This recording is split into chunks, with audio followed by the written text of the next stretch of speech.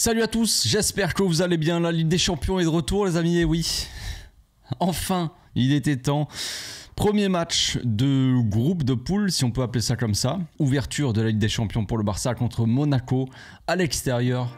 Avant match, c'est parti.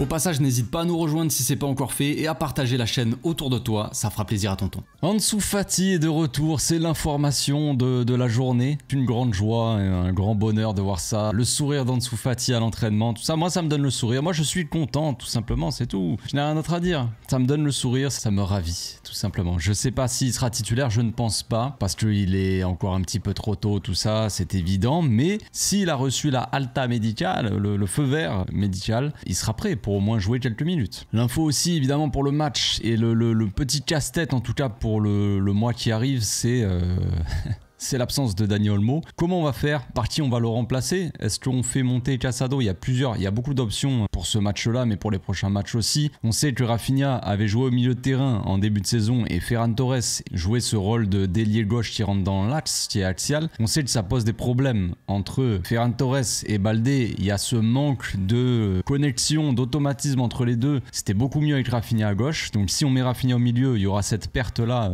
On apportera beaucoup moins de danger en gros sur les équipes adverses. Parce que Ferran Torres et Baldé ou même Gérard Martin, ça ne fonctionne pas forcément très bien. Donc la possibilité c'est ça, c'est de mettre Ferran Torres ou Pau Vitor à la limite à gauche aussi. Ansu Fati, comme je l'ai dit, trop tôt pour être titulaire, mais pourquoi pas après avec le temps. On sait qu'Ansu Fati et Baldé, il y a ces petits automatismes là justement. L'autre solution c'est de mettre donc Rafinha, de le laisser à son poste de d'ailier gauche axial et de mettre Casado un petit peu plus haut sur le terrain et de mettre Eric Garcia en 6. C'est une possibilité, on voit souvent Eric Garcia rentrer en cours de match en étant 6. Il va y avoir des matchs aussi où il va falloir qu'il joue titulaire tout un match, que ce soit pour faire souffler ou même voilà dans ces cas-là où il manque un petit peu certains joueurs, avoir cette solution-là. Je pense qu'il en est capable. Garcia, il a montré qu'il pouvait apporter à ce poste-là, qu'il avait les qualités requises pour jouer à ce poste-là. Donc c'est parfait. Il y a aussi l'option de garder soit Casado en 6 et de mettre Pablo Torre, soit même de faire souffler Casado potentiellement, de mettre Garcia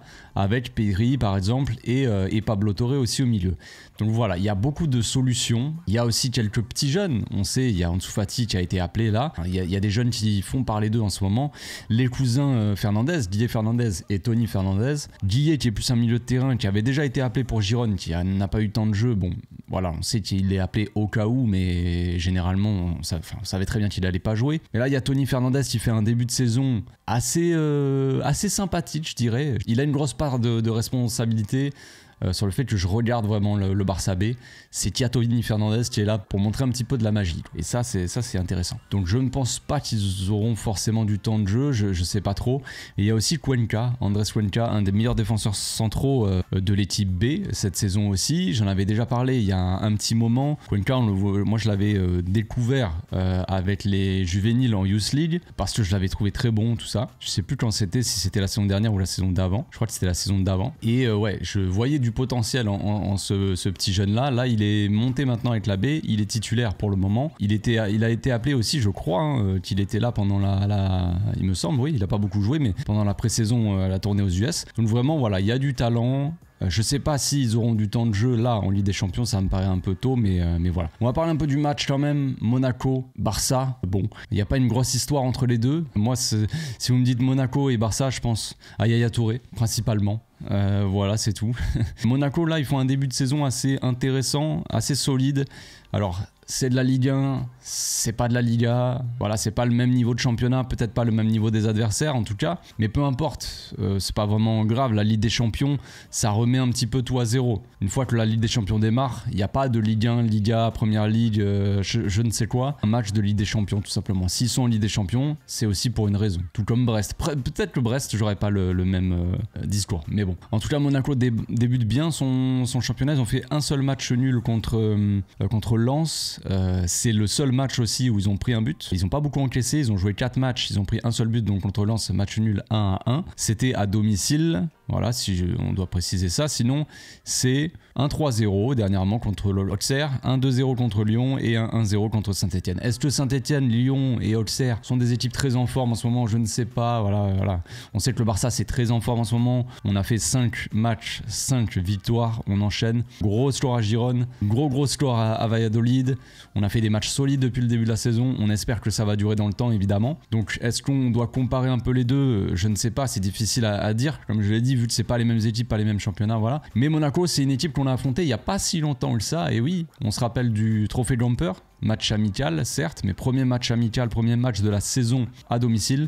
On s'est fait rouster 3-0. Est-ce qu'il faut aller prendre une revanche? Je ne sais pas. Est-ce que ce délire d'aller chercher une revanche par rapport à un match amical, le principal, c'est de gagner pour être bien, bien démarrer en Ligue des Champions, pas d'aller chercher une revanche d'un match amical, évidemment. Donc dans ce match amical, on l'avait perdu, certes, mais c'était un match amical, des joueurs qui revenaient de pré-saison, des joueurs qui étaient un petit peu fatigués, Hansi Flick l'avait dit, donc rien d'alarmant non plus. C'est pas, je prendrais pas ce match comme un match référence. Mais c'est vrai qu'on peut se rendre compte à peu près du niveau aussi de Monaco ou de certains joueurs. Il y a certains joueurs qui sont très intéressants. Des mecs au milieu qui sont des piliers de cette équipe. Un mec comme Zakaria qui est très solide au milieu. Un mec comme Lamine Camara aussi qui fait un très bon début de saison aussi, qui est très bon. Ils ont aussi Kehrer là, un ancien du PSG. Moi, il y en a certains que j'aime bien. Je sais pas s'ils seront titulaires, mais c'est Minamino. Je le trouve assez intéressant. Après, comme j'ai dit, Lamine Camara et Zakaria au milieu, c'est très bon. Voilà, il y a du joueur, il y a de l'équipe, il y a de l'équipe assez costaud en plus physiquement.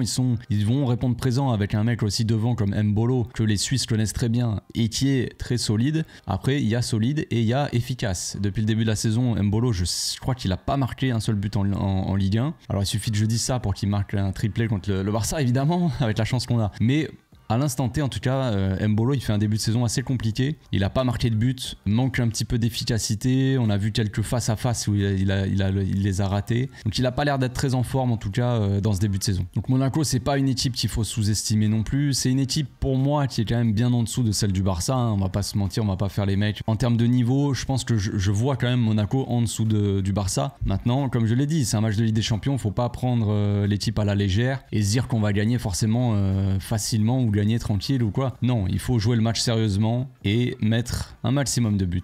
On prend exemple sur le Bayern hier qui a éclaté complet le Dynamo Zagreb 9-2. Donc ouais. Le Bayern, ça me fait rire parce que après la victoire contre Girone, il y a un abonné dans la boîte à questions qui a mis ramenez-nous le Bayern. Bon, après il a dit ça en rigolant parce que maintenant c'est la vanne et tout, dès qu'on gagne, ouais, ramenez-nous le Bayern. Mais tu vois, il dit ramenez-nous le Bayern, le lendemain le Bayern met 9-2 en Ligue des Champions.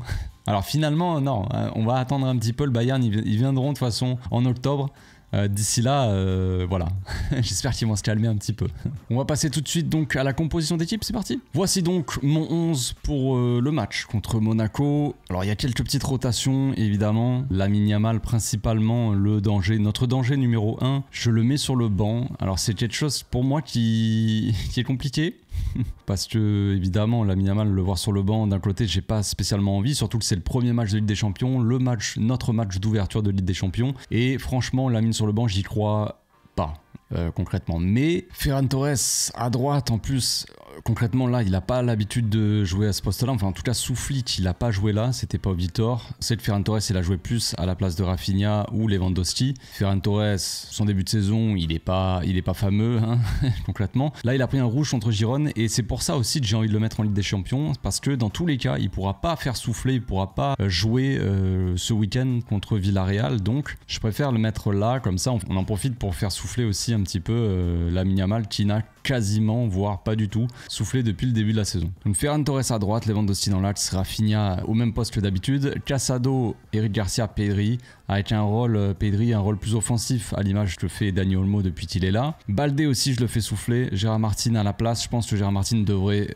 pouvoir s'en sortir, ça devrait aller normalement. Baldé aussi, il revient de blessure, souvent on le voit un petit peu sortir aussi dans les fins de match, il fait pas des matchs entiers, voilà. Pourquoi pas faire souffler un petit peu Baldé aussi, je connais pas trop son niveau physique décisif. Mais voilà, je me dis pourquoi pas mettre un petit peu Gérard Martin. Je préfère voir Gérard Martin par exemple là contre Monaco que contre Villarreal le week-end prochain. Donc une défense après, sinon rien ne bouge avec Ter Stegen au cage. Donc en termes d'animation, ça va être plus ou moins la même chose que d'habitude. On va demander à Ferran, pas forcément de faire la même chose que Lamine Yamal parce qu'il n'en est pas capable. Après, sachez qu'il y a une possibilité aussi, c'est de mettre Rafinha à droite et Ferran Torres à gauche. Mais pour moi, je préfère limite sacrifier Ferran à droite, le faire coller la ligne et essayer de le voir travailler un petit peu dans la profondeur, essayer d'étirer un peu cette défense, de faire des appels dans le dos, j'en sais rien. Mais avoir un Rafinha qui est très très bon dans cette zone-là depuis le début de la saison, le voir plutôt là, je préférerais. Après, on peut échanger et voilà. Donc en termes d'animation, on devrait quand même avoir quelque chose comme ça. Hop, Gérard Martin qui va prendre un petit peu le couloir, aura la tâche d'animer un petit peu ce couloir gauche avec Rafinha. Une défense Inigo, Koubarsi avec Garcia un petit peu devant cette défense-là en 6.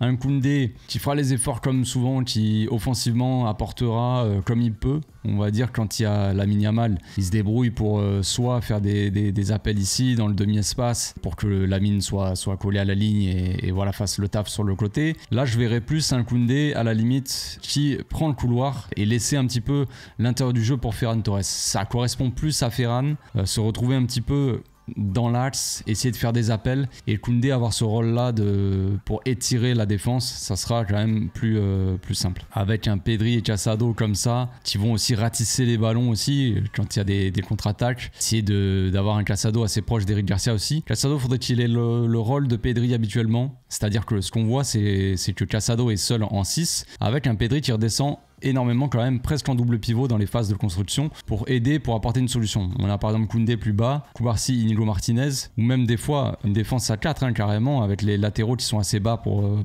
proposer. Un 6, une sorte de double pivot avec un Pedri qui redescend bas, un Dani Olmo un peu plus haut.